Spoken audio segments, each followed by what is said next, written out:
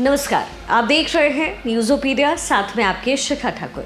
Election के x factor में आपका बहुत स्वागत है। सीट टू सीट समीकरण में आज मैं जिस सीट की बात करने जा रही हूँ, वैसे तो वो सीट लोकतंत्र की जननी है, लेकिन लोकतंत्र की ये जन्मस्थली अब जातीय तंत्र की गोलबंदी में कैद नजर आती है। पिछले कई दशकों से यहाँ पर जेडीयू का एक छत्र राज रहा।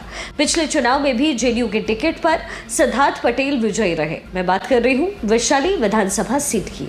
इस सीट का चुनावी इतिहास बड़ा दिलचस्प रहा है और कई बार ऐसा लगता है जैसे ये सीट जेडीयू की पारंपरिक सीट बन गई हो, और अगर ऐसा है तो इसके पीछे जातीय समीकरण भी साफ तौर पर नजर आता है। वैशाली विधानसभा सीट पर यादव, मुस्लिम और कुर्मी वोटर निर्णायक भूमिका में हैं। साथ ही साथ रविदास और पासवान समुदाय के लोग भी अहम भूमिका निभाते हैं और शायद जातियों का यही गठजोड़ जेडीयू को यहाँ पिछले 1.5 दशक से अपराजय बनाता रहा है।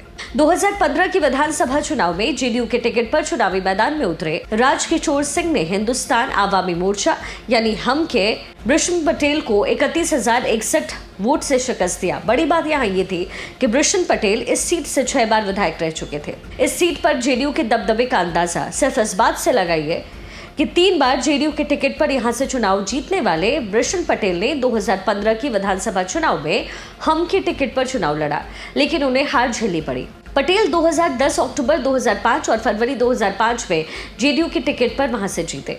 1990 में जनता दल, 1985 में लोक दल और 1990 में जनता पार्टी सेक्युलर के टिकट पर भी उन्होंने जीत दर्ज की थी। 2000 में कांग्रेस की वीना शाही यहां से विधायक चुनी गई।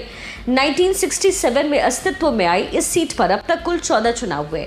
इनमें से 4 बार कांग्रेस और जेडीयू, 2 बार जनता दल और एक बार लोकदल, जनता पार्टी सेक्युलर, जनता पार्टी और लोकतांत्रिक कांग्रेस को जीत मिली। वैशाली विधानसभा सीट पर 20.47% वोटर अनुसूचित जाति यानी एससी समुदाय के हैं, जबकि 12.8% वोटर है मुसलमान। वैसे लोकसभा चुनाव में वैशाली भूमियार और राजपूत के बीच नाक और साक की लड़ाई का सबब बन जाती है, क्योंकि वैशाली लोकसभा सीट में 5 विधानसभा सीटें मुजफ्फरपुर की होती है, लेकिन विधानसभा चुनाव में इस सीट पर समीकरण बिल्कुल बदल जाते हैं और इसलिए यहाँ नीतीश कुमार का ईबीसी फॉर्मूला जीत की गारंटी बन जाता है।